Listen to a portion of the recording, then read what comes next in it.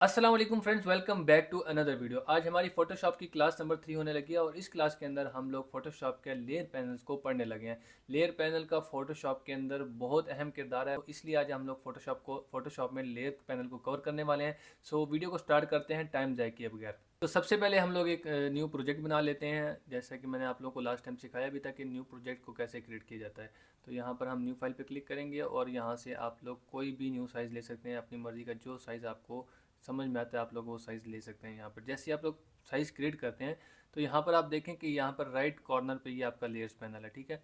Layers panel में क्या होता है बेसिकली, हम इसको एक मिनट यहाँ से ऊपर से दूसरे पैनल को मैं एक थोड़ी देर के लिए उड़ा रहा हूँ ताकि आप लोग को इजीली समझ आ जाए। यहाँ पे आप लोग देख सकते हैं ये एक लेयर पैनल है। लेयर पैनल में जैसे ही हम लोगों ने न्यू प्रोजेक्ट बनाया तो यहाँ पे एक लेयर हमारे पास आएगी जो कि लॉक्ड है। इस पर ये एक मतलब कि आपका बैकग्राउंड टाइप आप कह लें, इस तरह बैकग्राउंड आप इसको कह सकते हैं आसान लफ्ज़ों में, ठीक है। तो बैकग्राउंड जो है आपका ये लॉक है, अभी इस पे ऊपर आप कुछ काम मज़ीद नहीं कर सकते। लेकिन लेयर पैनल का क्या काम है, अभी मिसाल के तौर पर यहाँ पर हम कुछ इमेजेस इंपोर्ट करते हैं। मैं आपको इंपोर्ट किया, मैंने एक इमेज लाई हुई है पहले ऑलरेडी, तो ये मैंने यहाँ पे इमेज को इंपोर्ट कर दिया, ठीक है। अब देखें जो मैंने सेकंड लेयर यहाँ पे लाई है वो लॉक नहीं है। इसका क्या मतलब है कि मैं इसको मूव कर सकता हूँ, इसको मैं इधर उधर कर सकता हूँ, इसके ऊपर काम कर सकता हूँ। दूसरी तरफ अगर मैं बात करूँ बैकग्राउंड की, तो बैकग्राउंड जो हमारी लेयर है वो देखें लॉक है, उसकी वजह से हम उस पर काम नहीं कर सकते। लेकिन अगर मैं यहाँ से इसको मैं चाहता हूँ कि मेरा यहाँ से ये जो इसके ऊपर लॉक लगा है ख़त्म हो जाए, बैकग्राउंड लेयर मेरी जो लेयर है वो एज अ लेयर ऊपर आ जाए, तो इसके ऊपर आप सिंपल डबल क्लिक करेंगे। तो यहाँ से आप इसको लेयर का नाम देंगे, जो भी आप लेयर का नाम देना चाहते हैं। मैं लेयर 1 का नाम इसको दे देता हूँ। यहाँ पे लेयर 1 का नाम दिया, ओके करता जाऊँगा तो यहाँ से आप ये लेयर जो हमारी प्रॉपर एक लेयर बन चुकी है, बैकग्राउंड से ख़त्म हो चुकी है, लेयर बन चुकी है। अब मैं इसको यहाँ से इधर उधर मूव भी कर सकता हूँ। इसके अलावा अगर मैं ब्रश के ज़रिए इसके ऊपर कोई काम करना चाहूँ, कोई कलर करना चाहूँ, तो वो भी मैं इसके ऊपर कर सकता हूँ। जैसे ये देखिए मैं ब्रश फेर रहा हूँ तो ये इसके ऊपर कलर करता जा रहा है। तो ये इस तरह बिल्कुल बेसिक सिंपल सा जो है वो लेयर पैनल का काम है। लेयर और बैकग्राउंड का फ़र्क है। अब मैं मिसाल के तौर पर इसी इमेज को मैं लेके आता हूँ, एक न्यू हम प्रोजेक्ट में इसको क्रिएट ओपन करते हैं। तो अब यहाँ पे देखिए जो हमारी फ़ोटो है ये एज अ बैकग्राउंड आ गई है, ठीक है। इसके ऊपर भी मैं कोई काम नहीं कर सकता। अगर मैं जैसे इसके ऊपर क्लिक करता जाऊँगा ये पहले बोलेगा कि इसको बैकग्राउंड से हटा के नॉर्मल लेयर पे कन्वर्ट करें। अगर मैं इसको कन्वर्ट करूँगा तो तब जाके मैं इसके ऊपर काम कर सकता हूँ, मैं इसको इधर उधर मूव कर सकता हूँ। अच्छा, रही बात, अब दोबारा हमसे लेयर्स पैनल पे आ जाते हैं। लेयर पैनल का एक फार्मूला ये याद रखें कि लेयर्स में ना यहाँ पे आपकी जो लेयर ऊपर होगी वो आपको टॉप पे शो हो रही होगी। जैसे मिसाल के तौर पर मैं यहाँ पे एक इमेज और इंपोर्ट कर लेता हूँ। ये मैंने एक इमेज और इंपोर्ट कर ली है। अब ये देखें यहाँ पे नंबर 1 पे मेरी ये लेयर है, जो ये एक आ रहा है, और नंबर 2 पे मेरी ये लेयर है, ठीक है। अब जो लेयर यहाँ पे जिस ऑर्डर में पड़ी होगी उसी ऑर्डर में यहाँ पे शो हो रही होगी, ठीक है। यहाँ पे अगर मैं स्लेट को ऊपर पकड़ के ले आता हूँ तो ये देखिए मेरी इमेज ऊपर आ जाएगी। इसी तरह अगर मैं स्लेट को पकड़ के ऊपर ले आता हूँ तो ये वाली इमेज ऊपर आ जाएगी। अगर मैं ये वाइट वाली लेयर को ऊपर लेंगे तो वाइट लेयर ऊपर आ जाएगी। तो लेयर्स इस तरह की चीज़ें मैनेज करने के लिए भी यूज़ हो रही होती है। लेयर पैनल जो है आपका, यहाँ पर आप लोग मैनेज कर सकते हैं किस लेयर ने कहाँ पे रहना है, ठीक है। इसके ज़रिए भी आप इसका ऑर्डर मैनेज कर सकते हैं कि किस लेयर्स को कहाँ पे होना है, ठीक है। ये चीज़ आप यहाँ पे डिसाइड कर सकते हैं। इसके अलावा लेयर पैनल में अगर आप लोग आएँ, मिसाल के तौर पर हम इस वाले पे आ जाते हैं। तो लेयर पैनल में आए, यहाँ पे जब आप लेयर पैनल पे आते हैं तो यहाँ पे आपको डिफरेंट टाइप के लॉक्स नज़र आ रहे हैं, ठीक है। लॉक्स में क्या है, एक ये है कि आप लोगों का जो नंबर 1 पे लॉक है वो है लॉक ट्रांसपेरेंट पिक्सल। ये आपके पिक्सल्स को लॉक कर देगा। यहाँ पे आप, जब मैंने इसको लॉक किया है तो अब क्या हो रहा है, ये मैं इमेज को पहले थोड़ा सा छोटा कर लेता हूँ फिर आपको इसको समझाता हूँ। इमेज को यहाँ पे मैंने इसको इसके साइज़ से थोड़ा छोटा कर लिया और बैकग्राउंड पे यहाँ पे मैं सॉलिड एक कलर डाल देता हूँ। यहाँ से मैंने सॉलिड कलर डाल दिया इस पर, ठीक है। अब ये मेरी इमेज है, ठीक है। मैंने इसको क्या किया था, हमने पिक्सल लॉक कर दिए थे इसके। दोबारा से यहाँ से पिक्सल लॉक करते हैं। अब मैं इसको मूव कर सकता हूँ। जब पिक्सल लॉक हो जाएगा तो ये मूव हो सकती है, लेकिन होगा क्या, मैं मिसाल के तौर पर ब्रश लेता हूँ जब, या मैं कोई काम करना चाहता हूँ तो वो इससे हट के काम नहीं करेगा। मैं यहाँ पे ब्रश मैंने लिया, अब मैं जब इसके बाहर मूव कर रहा हूँ ना ब्रश को, तो ब्रश वर्क नहीं करेगा। ये देखिए मैं इससे हट के मूव कर यूज़ करूँ नहीं हो रहा, लेकिन जब मैं उसके एरिया के अंदर आता हूँ तो यहाँ पे ये ब्रश हमारा यूज़ हो रहा है। इससे इसके पिक्सल लॉक हो जाते हैं। जो ट्रांसपेरेंट पिक्सल हैं इसके अलावा वाले, वो लॉक हो जाते हैं, उसके ऊपर काम आप नहीं कर सकते। ये इसका ट्रांसपेरेंट लॉक का फ़ायदा होता है। अच्छा, इस वाले लॉक को हम यहाँ से हटा लेते हैं। लॉक जो हमारा लगा हुआ है, ट्रांसपेरेंट लॉक लगा हुआ है, इसको यहाँ से मैं अगर हटाता हूँ और लॉक इमेज पिक्सल लगाता हूँ जो सेकंड नंबर पे हमारा, इससे अब क्या होगा, इमेज आपकी अभी भी ट्रांसफॉर्म हो रही है, ठीक है। ट्रांसफॉर्म आप इसको कर सकते हैं, लेकिन होगा क्या, जब आप इसके ऊपर कोई काम करना चाहेंगे तो ये काम नहीं करने देगा। या एरर आपको देख रहे हैं, ये क्या कह रहा है, ये आप लोग इसके ऊपर ब्रश टूल यूज़ नहीं कर सकती क्योंकि हमारी जो ये इमेज है ये लॉक हुई भी है इसके ऊपर। अच्छा, इसके अलावा इन दो लॉक्स के अलावा यहाँ पर हमारे पास जो थर्ड लॉक है वह है लॉक पोजीशन। लॉक पोजीशन से क्या होता है, मैं आपको पहले इसकी पोजीशन को सेट कर दूं। मिसाल के तौर पर मैंने इसको अपने डिज़ाइन के अंदर इस इमेज को यहाँ पे रखना है, इसको थोड़ा छोटा भी कर देता हूँ। यहाँ पे मैंने रख दिया। अब मैं चाहता हूँ कि जब तक मैं बाकी डिज़ाइन अपना कर रहा हूँ तो यहाँ से मेरे ये इमेज जो है डिस्टर्ब ना हो, बार बार इधर से उधर मूव ना हो। तो इसके लिए हम इसकी पोजीशन को लॉक करते हैं। जैसे यहाँ पे मैं इसको क्लिक करूँगा तो इसकी ये पोजीशन लॉक कर देगा, ठीक है। अब क्या होगा, मैं इसको जहाँ मर्जी मूव करता जाऊँ, ये मेरी इमेज मूव नहीं होगी। इसके ऊपर मैं कुछ लिखूँ या कुछ करना चाहूँ, डिज़ाइन बनाना चाहूँ, तो इस मेरी इमेज, ये जो इमेज है ना, इसकी पोजीशन लॉक हो चुकी है, ये अपनी जगह से मूव नहीं करेगी। इसके अलावा यहाँ पर हमारे पास एक और लॉक है जो कि आर्टबोर्ड लॉक है। आर्टबोर्ड लॉक अभी पढ़ने की कोई ज़रूरत नहीं है क्योंकि हमारे काम का नहीं है फिल वक्त के लिए, ठीक है।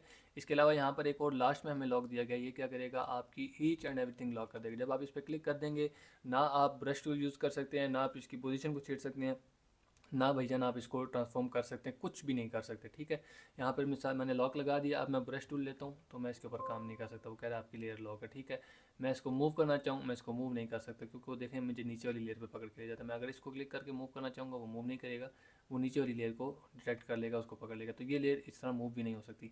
तो ये ऑल इन वन लॉक लग जाता है इस पर, ये आप लॉक लग गया, ठीक है। अच्छा, इसके अलावा यहाँ पर आपको लेयर पैनल के अंदर दो बटन और नज़र आ रहे हैं। जब मैं किसी लेयर को सिलेक्ट करूँगा तो एक फिल का ऑप्शन है, एक ओपेसिटी का ऑप्शन है, ठीक है। ओपेसिटी नॉर्मल सी बात है, जब आप इसको कम ज़्यादा करेंगे तो ये क्या करेगा, आपकी ये जो ट्रांसपेरेंट है इसकी कम ज़्यादा कर देगा, इसको कम ज़्यादा दिखाना शुरू कर देगा।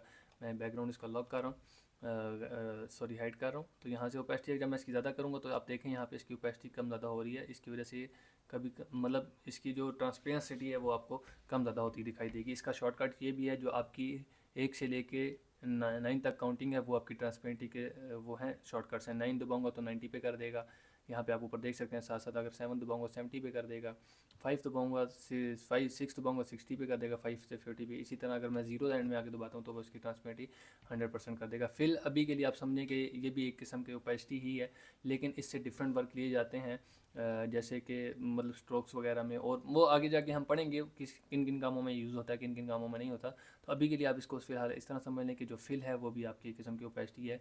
ये दोनों सेम वर्क करते भी हैं और सेम वर्क नहीं भी करते, डिफरेंट वर्क भी करते हैं।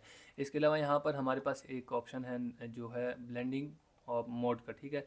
इसके अंदर ब्लेंडिंग मोड है, डिफरेंट टाइप के मोड्स हैं इसके अंदर। अभी आपको मैं इसके अंदर जो मोड्स हैं, इसको आप लोग कंफर्म इसका रिज़ल्ट नहीं कर सकते कि यार इस वाले मोड से हमें ये रिज़ल्ट मिलेगा, इस वाले मोड से रिज़ल्ट नहीं मिलेगा। हर टाइम में हर कलर में डिफरेंट रिज़ल्ट हैं, तो इसके लिए प्रिडिक्शन कोई भी नहीं कर सकता कि मतलब कि इस वाले मोड को यूज़ करने से ये वाले कलर्स मिलेंगे। हाँ, अलबत्ता कुछ यहाँ पर मखसूस हैं, जैसे कि ये आप देखेंगे कॉलम्स बने हुए हैं डार्क, ये जो आपको डार्क से लेके डार्क कलर तक नज़र आ रहे हैं, ये सारे डार्क कलर आपको देंगे। इसी तरह ये लाइट कलर देंगे। इसी तरह जो नीचे वाले हैं वो ओवरले कलर देंगे, और जो इसी तरह नीचे एक पैनल बना हुआ है ये थोड़ा सा कलर डिफरेंस करके देगा बाकी से, ठीक है। सो बेसिकली जो ये ब्लेंडिंग मोड है ये करता क्या है कि जो आपकी मेन लेयर है वो आपकी बैकग्राउंड लेयर से किस तरह मैच करेगी। जैसे हम यहाँ पर मैं एक लेयर और यहाँ पे हम डाल लेते हैं, ये बड़ी लेयर मैं इसके ऊपर एक इमेज और इंपोर्ट कर लेता हूँ। यहाँ पे हमने एक और इमेज इंपोर्ट कर ली है। अब हुआ क्या है, अब ये देखें ब्लेंडिंग मोड से क्या होता है। ब्लेंडिंग मोड में अगर मैं जाके, मैं ऊपर वाली इमेज को मैंने क्लिक किया, ब्लेंडिंग मोड में जाके मैं इसको मल्टीप्लाई करूँ तो वो नीचे वाली इमेज से उसको मर्ज कर रहा है। तो लेकिन अब इसको ये मैं अगर इस डार्क वाले इसमें रहूँगा फिगर के अंदर तो यहाँ पे ये इसको डार्क कलर्स के अंदर करता जाएगा, लेकिन इसी तरह मैं अगर लाइट में आऊँगा तो वो लाइट कलर में उसको मर्ज कर रहा है। आप ये देखें लाइटन में जब मैंने किया तो वो कितने मज़े की एक इमेज बन गया है। हमारी पीछे वाली इमेज भी नज़र आ रही है, आगे वाली भी नज़र आ रही है, और एक कंबाइन करके उसने मर्ज करके एक बड़े मज़े की पिक्चर बना दी है। तो ये इस तरह ब्लेंडिंग मोड्स को यूज़ करके डिफरेंट अच्छी अच्छी चीज़ें बना सकते हैं। यहाँ इसी तरह यहाँ से यहाँ तक आपको ये डिफरेंट जो है ना, ये बहुत सारे ऑप्शन है नीचे तक, यहाँ पे आप सारे यूज़ करेंगे, अपनी मर्ज़ी का आप यूज़ करके ट्राई कर सकते हैं किस ऑप्शन से आपको कौन सा ज़्यादा अच्छा रिजल्ट मिल रहा है। इसमें कोई भी फाइनल रिजल्ट नहीं बता सकता कि यार ये वाला कलर यूज़ करेंगे तो आपको ये वाला रिजल्ट मिलेगा। हर इमेज का, हर कलर का डिफरेंट आपको रिजल्ट देखने को मिलेगा। अच्छा, इसके अलावा आप लोग ब्लेंडिंग मोड से एक बहुत ही मज़े का काम ले सकते हैं। जैसे मिसाल के तौर पर मैं यहाँ पे आप लोगों के लिए एक इमेज इंपोर्ट करता हूँ। अब इस इमेज का आप लोग बैकग्राउंड देख लें, वाइट है, और जो हमारा बैकग्राउंड पे हमारे कलर लगा हुआ है वो रेड लगा हुआ है, ठीक है। मैं क्या कर रहा हूँ, इस इमेज को मैं बड़ा कर लेता हूँ, हम यहाँ से सिर्फ 4 गाड़ियाँ ले लेते हैं। अब मैंने कल आप लोगों को एक तरीका बताया था कि हमने बैकग्राउंड कैसे रिमूव करना है। बहुत सारे सिंपल वेज हैं, बैकग्राउंड तो नहीं सॉरी, अभी हमने वाइट कलर यहाँ से इसके अंदर से ख़त्म करना है। तो एक तरीका ये है कि मैं यहाँ से कोई भी सिलेक्शन टूल ले लूँगा, मैजिक वॉन्ड टूल मैं लेता हूँ, यहाँ पे क्लिक करूँगा, सारा इसने वाइट सेलेक्ट कर दिया, मैं इसको यहाँ से अरेज कर दूँगा, ठीक है। एक ये तरीका है करने का, लेकिन मैं अभी के लिए इस तरीके से नहीं जाना चाह रहा। मैं बहुत शॉर्ट वे में, मैं बहुत शॉर्टकट टाइम में मैं चाहता हूँ कि सिर्फ वाइट कलर मेरा इस इमेज के अंदर से ख़त्म हो जाए। तो उसका तरीकाकार क्या है, उसके लिए हम लोग आते हैं ब्लेंडिंग मोड के अंदर। ब्लेंडिंग मोड में आपके यहाँ से आप इसको नॉर्मल से आके जब आप मल्टीपल पे कर देंगे तो यहाँ से आपका सारे का सारा वाइट कलर ख़त्म कर देगा। देखिए यहाँ से हमारा वाइट कलर ख़त्म हो चुका है। इसी तरह अगर आप लोग चाहते हैं कि आपकी इमेज के अंदर से वाइट नहीं बल्कि ब्लैक कलर ख़त्म हो जाए तो यहाँ से आप लोग लाइट में आके स्क्रीन पे कर देंगे। वो क्या करेगा, हमारा ब्लैक कलर यहाँ से सारा का सारा रिमूव कर देगा। लेकिन अब इसी का उलट अगर करना चाहें, मिसाल के तौर पर मैं इसको कर देता हूँ नॉर्मल पे मैंने इस लेयर को सिलेक्ट किया, कंट्रोल आई कर दूंगा। कंट्रोल आई से इसने क्या किया, जो मेरा वाइट कलर था उसको ब्लैक में कर दिया, जो ब्लैक में था उसको वाइट पे कर दिया। तो इस तरह हमारे कलर्स भी क्या किए, आपस में स्विच कर दिए हैं। तो ये एक थोड़ा सा मतलब बहुत सारे वेज हैं कलर्स को, बैकग्राउंड को रिमूव करने के, ब्लैक कलर को, वाइट कलर को। और ये बहुत मतलब एक वसी आप कहने के पैनल है जो ब्लेंडिंग मोड वाला, ये बहुत बड़ा पैनल है, इसके ज़रिए आप बहुत ज़्यादा काम ले सकते हैं। तो ये हमारा कुछ बेसिक इंट्रो था लेयर्स पैनल का। इसके अलावा यहाँ पे आपको ऑप्शन आ जाते हैं काइंड, नेम और मॉड। इसके ज़रिए क्या कर सकते हैं आप लोग, अपनी जो आपने यहाँ पे काम कर रहे होते हैं तो मतलब बहुत ज़्यादा लेयर्स बन जाती हैं, टेक्स्ट की, वेक्टर्स की, कलर्स की। तो वो आप लोग यहाँ पे इसको सर्च करने में आसानी आती है। जैसे मिसाल के तौर पर नेम पे मैं यहाँ पे आके सर्च करता हूँ तो मैं यहाँ पे जैसे हमने लेयर बनाई थी तो मैं इसको कलर फिल जैसे सर्च करूँगा तो मेरी एक वो लेयर सामने आ जाएगी। तो इस तरह आप यहाँ से डिफरेंट तरीके से सर्चिंग कर सकते हैं अपनी लेयर की। इसके अलावा यहाँ पर जब आपकी लेयर्स बहुत ज़्यादा हो जाएं तो आप लोग डिफरेंट लेयर्स के ग्रुप भी बना सकते हैं। जैसे मिसाल के तौर पर यहाँ से मैं न्यू लेयर ले रहा हूँ, ये न्यू लेयर लेने के लिए बटन है, ठीक है। न्यू लेयर लिए मैंने, यहाँ पर न्यू लेयर पर मैं क्या करूँ, ब्रश से मैंने एक कलर कर दिया, ठीक है। अब अगला मैंने दोबारा न्यू लेयर एक ले लेता हूँ और मैं उस पर कलर्स को हम और कर लेते हैं। यहाँ से मैं कलर ले लेता हूँ, येलो ले लेता हूँ, ठीक है। तो ये येलो कलर मैंने लिया, सॉरी स्विच नहीं किया इसको मैंने स्विच करके येलो कलर इस पर ले लिया।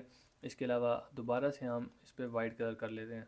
तो ये मैं एक न्यू लेयर लेता हूँ, यहाँ पे मैंने इसको वाइट कलर कर दिया। अब ये मेरी 3 लेयर्स बन गई हैं। तो मैं इन तीनों लेयर्स को सिलेक्ट करूँगा, कंट्रोल दबा के सिलेक्ट करेंगे तो एक एक सिलेक्ट हो जाएगी। और अगर आप चाहते हैं कि सारी इकट्ठी सेलेक्ट हो जाए, नंबर 1 पे क्लिक करें, शिफ्ट दबा के सबसे लास्ट वाली पे क्लिक करें तो ये तीनों लेयर सेलेक्ट हो जाएंगी। इसके अलावा कंट्रोल जी करेंगे तो ये आपका एक ग्रुप बन जाएगा, ठीक है। अब कंट्रोल जी ग्रुप करने का फ़ायदा क्या हुआ, मैं इस पूरे ग्रुप को इकट्ठा मूव कर सकता हूँ, ठीक है। यहाँ से मैं इस ग्रुप को सिलेक्ट करूँगा, शिफ्ट दबा के मैं इसको जिधर रिमूव करूँगा मेरी पूरा का पूरा ग्रुप यहाँ से मूव होगा।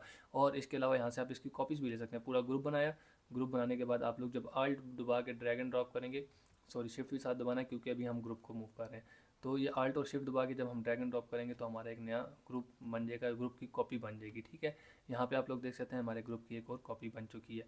तो ये एक बहुत बेसिक सी लेयर पैनल की क्लास थी और मतलब इसमें बेसिक इंट्रोडक्शन किया जो लेयर पैनल के अंदर चीज़ें यूज़ हो रही होती हैं। तो आई होप आप लोगों को आज की वीडियो अच्छी लगी होगी। अगर आपका मज़ीद लेयर पैनल से रिलेटेड कोई क्वेश्चन है आप लोग कमेंट सेक्शन में कर सकते हैं, इंशाल्लाह आपको उसका आंसर लाजमी किया जाएगा। और अगर आप लोगों को वीडियो अच्छी लगी है तो वीडियो को लाइक करें, चैनल पर पहली बार आए तो चैनल को सब्सक्राइब करके बेल नोटिफिकेशन को ऑल पर सेट कर लें ताकि आइंदा आने वाली हर वीडियो का नोटिफिकेशन आप लोगों को मिलता रहे। तो मिलते हैं आप लोगों से नेक्स्ट वीडियो में, तब तक के लिए अपना ख्याल रखिएगा। अल्लाह हाफिज़।